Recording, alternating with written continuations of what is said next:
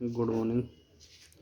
देखो इंग्लिश में एक बहुत इम्पोर्टेंट चीज़ बता रहा हूँ। सबसे पहले हम जो दो चीज़ें बहुत इम्पोर्टेंट करते हैं हम, एक तो है बोलते हैं, किसी चीज़ को हम बोलते हैं, इसको बोलते हैं प्रोनाउंसिएशन इंग्लिश में।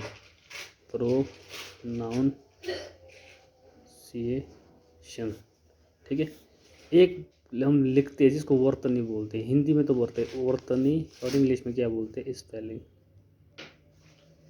इन दो चीज़ों का बहुत ध्यान रखना पड़ता है। हम बोल रहे हैं, प्रोनाउंसिएशन कैसे कर रहे हैं उसका, एक दूसरी चीज़ हम लिख कैसे रहे, उसकी स्पेलिंग बहुत इंपॉर्टेंट है। स्पेलिंग को इंग्लिश में बोलते हैं वर्तनी, और बोलने का होता है किसी चीज़ को बोलना उसको बोलते हैं प्रोनाउंसिएशन।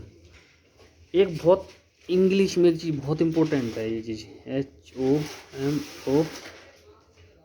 HOMONYM, इसको बोलते हैं होमनिम। होमनिम का मतलब ये होता है, इसका जो उच्चारण है ना, उच्चारण जिसको प्रोनाउंसिएशन बोलते हैं। दूसरा क्या होता है, वर्तनी, जिसको स्पेलिंग बोलते हैं। एक जैसे ही लगते हैं ये देखने में, लेकिन इसका उच्चारण वगैरह सेम होता है, लेकिन इसका अर्थ भिन्न भिन्न होता है। इसको बोलते हैं इंग्लिश में होमनिम। बहुत इंपॉर्टेंट चीज़ है। देखो तो सबसे पहले इजी बात से, जब भी कोरोना फैला था तो आपने कई बार सुना होगा चाइना के उसमें बेट एनिमल का मांस बिक रहा था वहाँ पे। एक तो होता है एनिमल, AEIOU से पहले एन लगता ना, तो एनिमल लिखेंगे उसको, ठीक है, एनिमल। एक बैट आपने देखा होगा, क्रिकेट का बल्ला भी होता है। स्पोर्ट्स इक्विपमेंट है ये, इक्विपमेंट SPORT, स्पोर्ट, और क्या बोलेंगे इसको, इक्विपमेंट, EQUIP, इक्विपमेंट कोई वस्तु है। बैट तो देखो आप, ड्रीम 11 लोग दिल्ली खेलते हैं, उनके हाथ में क्रिकेट में बैट होता है। विराट कोहली, सचिन तेंदुलकर, ये सब कुछ बैट आता है। अब देखो बैट एक जैसा इसका निकल रहा है, लेकिन इसका क्या होता है कि इसके दो अर्थ निकल रहे हैं। बैट का मतलब एक पशु भी होता है, बैट का मतलब एक स्पोर्ट का इक्विपमेंट भी होता है। बैट तो इतना इम्पोर्टेंट था, जब वुहान से कोरोना फैला तो बोला कि बैट मार्केट वो कई बार ये मतलब बहुत चर्चा में चीज़ें, ठीक है। ये बहुत इंपॉर्टेंट चीज़ है, जैसे होमनिम बोलते हैं ना, बहुत इंपॉर्टेंट है। होमो, इसका जो पहला शब्द है होमो, इसको बोलते हैं परफिक्स। इसका मतलब होता है समान। जो परफिक्स हो जो पहले लगता है, जैसे उपसर्ग बोलते हैं जिस हिंदी में। सुफिक्स होता है जो बाद में लगता है, ठीक है।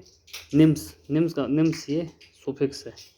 इसका मतलब होता है नाम। कहना मतलब ये देखने में तो एक जैसे ही लगता है, लेकिन इनका अर्थ अलग होता है। इसको बोलते हैं होमनिम्स इंग्लिश में। बहुत इंपॉर्टेंट चीज़ है। और कुछ और बताते हो, एड्रेस और बताइए जी। एड्रेस है ना, देखो एड्रेस एक जैसे इसका अर्थ है, लेकिन इसके दो अर्थ निकलते हैं। एड्रेस का मतलब कि इसका पता बताना भी होता है। हम बोलते तुम्हारा एड्रेस क्या है, लोकेशन बतानी है, पता है उसकी लोकेशन या स्थिति बोलते हैं। स्थिति बोलेंगे जिसको, लोकेशन बोलते हैं उसको एड्रेस बोलते हैं इंग्लिश में, ठीक है। ये बहुत इंपॉर्टेंट चीज़ है। और एड्रेस का मतलब कुछ बोलना भी होता है, आई एड्रेस, मैंने बोला। एड्रेस का मतलब पता या लोकेशन भी होता है, और एड्रेस का मतलब बोलना भी होता है। देखो एड्रेस एक शब्द है, लेकिन इसके अर्थ अलग अलग निकल रहे हैं। होमनिम्स बहुत इंपॉर्टेंट चीज़ है, ठीक है।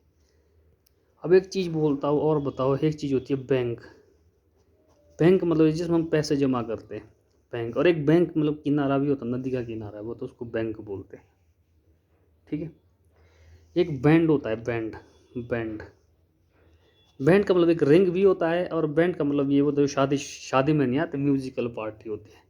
म्यूजिकल पार्टी बोलते हैं जिसको, म्यूजिकल पार्टी, उसको बैंड बोलते, उसको बोलते बैंड बारात, बैंड बाजा के साथ आ रहे हो, है ना। ये बहुत इंपॉर्टेंट है।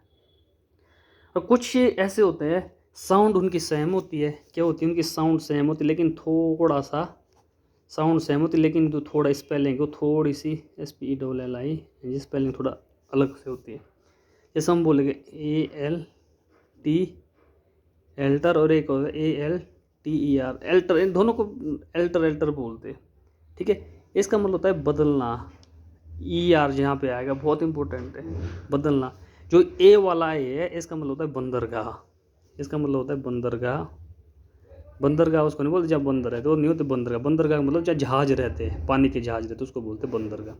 इसका मतलब होता है बदलना, इसको बोलते हैं एल्टर। देखो इसकी सेम है एल्टर लेटर, लेकिन स्पेलिंग में फ़र्क है। होमनिम्स बोलती है, ठीक है। एक होता है बर्थ, वो सॉरी अल्टर, अल्टर का मतलब होता है वेदिका होती है, वेदिका सॉरी वेदिका होती है, वेदिका। अल्टर का मतलब वेदिका होती है और इसका मतलब अल्टर बदल होता है। दूसरी चीज़ होती है यहाँ पे बर्थ। बर्थ एक बर्थ होता है BERTH, ठीक है, एक होता है BIRTH। बर्थ का मतलब होता है किसी का जन्म। ये होता है जो बर्थ है ना, ये होता है बंदर का, ये होता है बंदर का। अल्टर का मतलब क्या होता है वैज्ञ वेदिका है, जैसे योग्य वेदिका है, हम वहाँ भी योग्य वेदिका है, वेदिका हमने बहुत बार पढ़ा होगा, उसको बोलते हैं अल्टर। और अल्टर ER आएगा तो इसका मतलब बंदर होता है। बर्थ अगर ये आएगा इसका मतलब तो बंदर का, बंदर का मतलब जहाँ जहाज रहते हैं, पानी के जहाज रहते हैं, उसको बोलते हैं बर्थ। और जन्म के लिए क्या बोलेंगे, बर्थ, ठीक है। और एक चीज़ बहुत इंपॉर्टेंट है, CAST, एक ये CASTE, कास्ट। देखो दोनों को क्या प्रोनाउंसिएशन करे, कास्ट करेगी, इसका मतलब होता है जाति, ठीक है। और इसका मतलब बहुत इंपॉर्टेंट चीज़ है, एक तो होता है मछली पकड़ने का कांटा, एक होता है किसी चीज़ को चूज करना, जैसे हम बोलते हैं कास्टिंग बोर्ड। कभी जब हम पॉलिटिकल में पढ़ते हैं कि अगर बराबर वोट पड़ेगी तो वो एक जो निर्णायक वोट हो तो उसको कास्ट वोट कहते हैं, ठीक है। कास्ट का मतलब होता है चुनना भी होता है, ये दोनों इंपॉर्टेंट है।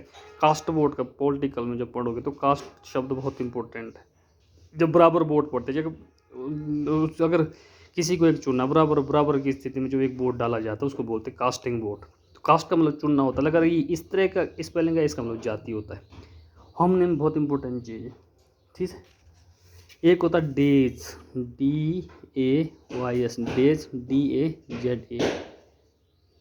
इसका मतलब तो दिन होते हैं, लेकिन इसका मतलब एकदम से आश्चर्यचकित, डेज, किसी को एकदम अचानक कोई आ गया, अचंभित होना एकदम से, ये इसका मतलब डेज ही होता है, ठीक है।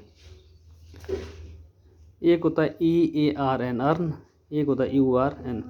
अर्न का मतलब होता है कमाना, किसी चीज़ को कमाना, अर्निंग मनी। देखो जो ये है ना अर्न, इसका मतलब केतली होता है, ठीक है। दूसरी चीज़ अस्थि कलश भी होता है, अस्थि कलश। देखो अस्थि कलश दो चीज़ मिली, जब हमारे पहले माननीय प्रधानमंत्री जी अटल बिहारी वाजपेयी जी जब मतलब उनका अस्थि कलश भी पूरे देश में घुमाया गया था, तो उसको अर्न बोलते हैं, अस्थि कलश। और केतली को बोल सकते हैं हम अस्थि कलश। ये बहुत इंपॉर्टेंट है, बाकी आप और भी सर्च कर सकते हैं इस चीज़ में। तो ये होम नेम्स बहुत इंपॉर्टेंट चीज़ है, एग्ज़ाम में बहुत आते हैं, तो इसको आप देख सकते हैं। धन्यवाद।